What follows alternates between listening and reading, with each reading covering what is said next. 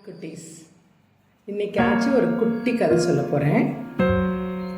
ஒரு வியாபாரி இருந்தார். அந்த வியாபாரி என்ன பண்ணுவாருன்னா, நிறைய பலகாரங்கள், அதிரசம், இந்த மாதிரி ஐட்டங்கள்லாம் செஞ்சுட்டு பக்கத்து கிராமத்துக்கு போய் அங்கே இருக்க சந்தையில் போய் விற்றுட்டு வருவார். அப்படி ஒரு நாள் பார்த்தீங்கன்னா அவர் பலகாரம்லாம் செஞ்சு ரெடி பண்ணிட்டார். அப்போ முந்தி காலத்தில் பார்த்தீங்கன்னா bus, auto, cycle rickshaw, two wheeler அப்படிலாம் முந்தி காலத்தில் எதுவுமே கிடையாது. நடந்து தான் போகணும், எங்கே போனாலும் நடந்து போகணும். அப்படி இருக்கும்போது இந்த வியாபாரம் பண்ணுறவங்க வீட்டில எல்லாம் என்னென்னா கழுதை இருக்கும். அந்த கழுதையில் தான் வெயிட்டெல்லாம் எடுத்து வச்சுக்கிட்டு கழுதையை நடந்து கூட்டிகிட்டு போய் நடந்து தான் போய் எல்லோரும் வியாபாரத்துக்கு போவாங்க. அப்படி இவர் என்ன பண்ணுறாரு, நிறைய அதிரசம்லாம் செஞ்சு மூட்டை கட்டிக்கிட்டு கழுதை மேலே தூக்கி வச்சுக்கிட்டு இவர் பக்கத்து ஊருக்கு கிராமத்துக்கு சந்தைக்கு போய் விற்கலான்னு கிளம்பி போயிட்டு இருக்கிறார். அப்ப இவரோட ஊருக்கும் அந்த பக்கத்து ஊருக்கும் நடுவில் பார்த்தீங்கன்னா ஒரு காடு இருக்கும். ஒரு நல்ல ஒரு ஃபாரஸ்ட், அடர்த்தியான ஒரு காடு, ஒரு பெரிய ஃபாரஸ்ட் இருக்கும். அதை கடந்து போனாதான் பக்கத்து ஊருக்கு போக முடியும் அவரால். அதனால இவர் கழுதை மேலே வெயிட்டை வச்சுக்கிட்டு பலகாரத்தெல்லாம் தூக்கி வச்சுக்கிட்டு இவர் நடந்து போயிட்டு இருக்கிறாரு. அப்போ கழுதை ஸ்லோவாக நடக்குது.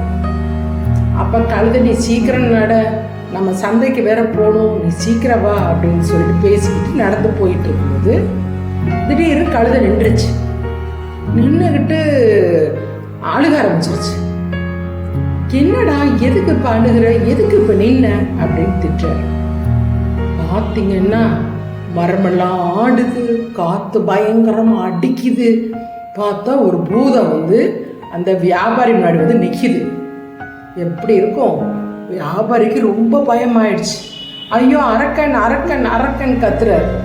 உடனே பூதம் சொல்லுது, நான் ஒன்றும் அரக்கன்லாம் இல்லை, நான் பூதம், நான் ரொம்ப பசியோட வந்திருக்கிறேன், இப்போ உன்னையே சாப்பிட போகிறேன் அப்படின்னு பூதம் சொல்லுது.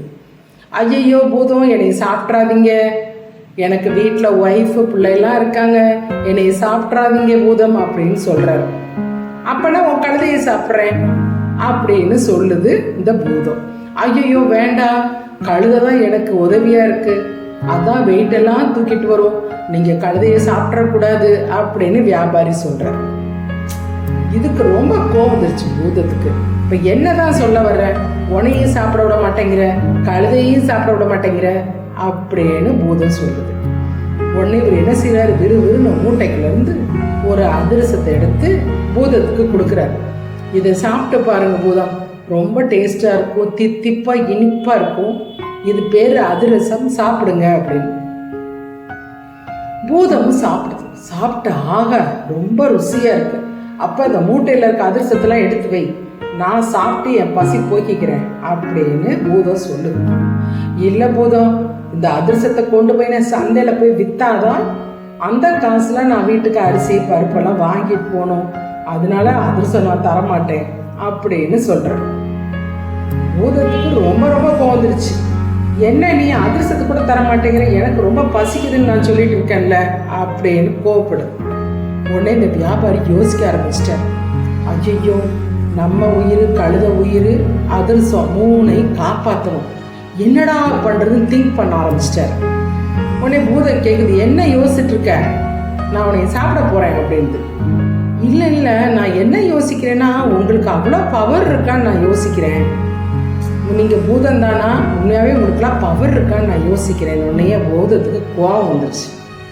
ஏன் பவரை பற்றியா நீ சந்தேகப்படுற அப்படின்னு ஃபஸ்ட்டு பாம்பாக மாறுது, அப்புறம் தவளையாக மாறுது, அப்புறம் குரக்கட்டையிலாக மாறுது, மாறினோடனே மறுபடியும் பூதமாக மாறுது. இப்போ பாரு, இப்போ என்ன சொல்கிற, என் பவரை பற்றி தெரிஞ்சுக்கிட்டியா அப்படின்னு. ஆமாம் ஆமாம், உங்களுக்கு இவ்வளோ பவர் இருக்கே அப்படின்னு. பாரு, இப்போ நான் எவ்வளோ பெருசாக ஆகிறேன் பாருன்னு, பெருசாக ஜெய்ஜாண்டிக் ஆகுது பூதம். உடனே இவர் பயந்துட்டார், வியாபாரி பயந்துட்டு, ஐயையோ உங்களை பார்க்கவே எனக்கு பயமாக இருக்குது அப்படின்பாங்க. உடனே பூதம் நார்மலுக்கு வந்துருச்சு. இப்போ என்ன சொல்கிற என் பவரை பற்றி அப்படின்னு. ஓ அப்படியா, அப்போ நீங்கள் குட்டியானாலும் உங்களுக்கு இதே பவர் இருக்குமா அப்படின்னு கேட்குறாரு யார், வியாபாரி. ஆமாம், நான் எவ்வளோ குட்டியானாலும் எனக்கு இதே பவர் தான் இருக்கும், பெருசானாலும் ஒரே பவர், குட்டியானாலும் இதே பவர், ஒரே பவர் தான் எனக்கு அப்படின்னு பூதம் சொல்லுது. உடனே ஒரு டக்குன்னு பையிலேருந்து சட்டப்பையிலேருந்து ஒரு குட்டி டப்பா எடுக்கிறார். அந்த டப்பாவை எடுத்துட்டு, இந்த டப்பாக்குள்ளே போகிற அளவுக்கு உங்களுக்கு பவர் இருக்கா, அவ்வளோ குட்டியாக உங்களால் போக முடியுமா அப்படின்னு வியாபாரி கேட்குறார். அட, நான் தான் சொல்கிறேனே, நான் எவ்வளோ குட்டியாக வேணாலும் மாறுவேன் அப்படின்னு சொல்லிட்டு குட்டியோட ஒரு 1/2 இன்ச் பொம்மை மாதிரி மாறி அந்த டப்பாக்குள்ளே போய் உட்காந்துட்டார். உடனே வியாபாரி சொல்கிறாரு, அடடடா, உங்களுக்கு என்ன பவர், இவ்வளோ பவராக இருக்கீங்களே அப்படின்னு சொல்லிட்டு அந்த டப்பா மூடியை வச்சு டைட்டாக மூடிட்டார். மூடிட்டா டப்பாக்குள்ளே யார் இருக்கா, பூதம் இருக்கு. பூதத்தை டப்பாக்குள்ள விட்டு அடைச்சி வச்சுட்டாரு வியாபாரி. அடைச்சி வச்சுட்டு இவர் வாட்டுக்கு சந்தைக்கு போயிட்டார். போய் அதிரசம்லாம் விற்றுட்டு அவர் ஜாலியாக போயிட்டார். மாட்டிக்கிட்டது யாருன்னா பூதம். எதுனாலுமே யோசிக்கணும்ல. ஆனால் வியாபாரி ரொம்ப யோசனை பண்ணி புத்திசாலித்தனமாக பூதத்தையே டப்பாக்குள்ள அடைச்சிட்டார். பார்த்தீங்களா? அதனால என்ன பிரச்சனை வந்தாலும் சரி, எவ்வளோ பெரிய பிரச்சனை வந்தாலும் சரி, நம்ம புத்தியை யூஸ் பண்ணிட்டு திங்க் பண்ணிட்டு செஞ்சோன்னு வைங்களேன், நம்மளால் அந்த பிரச்சனையிலேருந்து வெளியே வந்துட முடியும். சரியா?